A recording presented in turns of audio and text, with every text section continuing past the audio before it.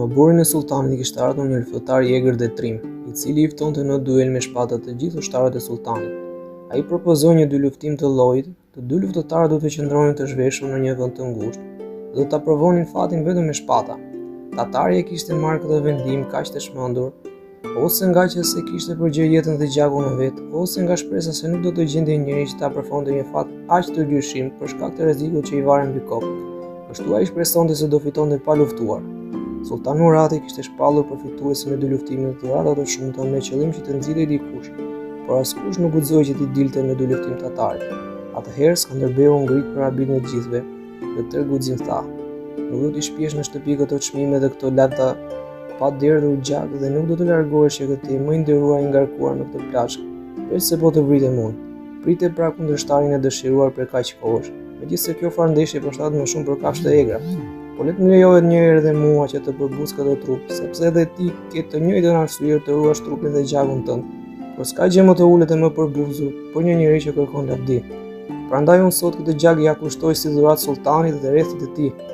Tatari nuk u trëm fare, përkundrazi ai po përpiqej që t'i shtinte frikën me fjalë duke i quajtur çunak, sepse ndodhej akoma në moshë rinore. Atëherë, të dy luftëtarët u pozicionuan përpara sultanit, në mbritje ashurdhuese të turmës, dhe u caktua vendi ndeshjes, ashtu siç e pat kërkuar tatari. Pas u bën gati, përcyen të dy në vendin e luftimit, ndërsa sytë të gjithëve nuk shqiteshin nga kjo pamje pa parë ndonjëherë. Sado që Skënderbeu tregonte një besim tepër të madh në fytyrë dhe fjalët e veta, një shqetësim shumë i madh i përzier me dhimbje pushtoi zemrat e spektatorëve. Pa trembur rrëmbyen shpatat e shkurtra, sepse ngushtica e vendit nuk lejonte të përdorin shpatat e gjata. Në atë ngushticë kishte për të vepruar me ndonjë plan apo duke u menduar shumë, por me një dorë të fuqishme e të shpejtë, të gatshëm të dytë për dy luftim, tatari i pari u lëshua Skënderbeut dhe me shpatën e tij të mpret i urmat në hije.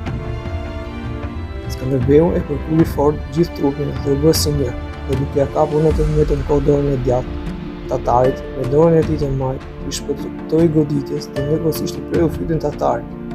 Tatari u përplas në tokë, duke belbëzuar dhe mbuloi të gjithë vendin pothuajse me trupin e tij të madh. Ata që kishin ardhur për të parë ngritën me njëherë Skënderbeun, ndërsa rojën mbretërore vrapuan dhe me gëzim e çuan tek Murati. Djaloshën që s'kishte pasur asnjë dëm, s'kishte marrë asnjë goditje. I gëzuar dhe me duar të gjakusur, ai dorëzoi sultanit kokën e kundërshtarit të vrarë. Shpërblimin e mori kundër dëshirës, sepse thoshte se e mori përsipër këtë barë, jo për argjend apo për flori, por për të mbrojtur nderin e vendit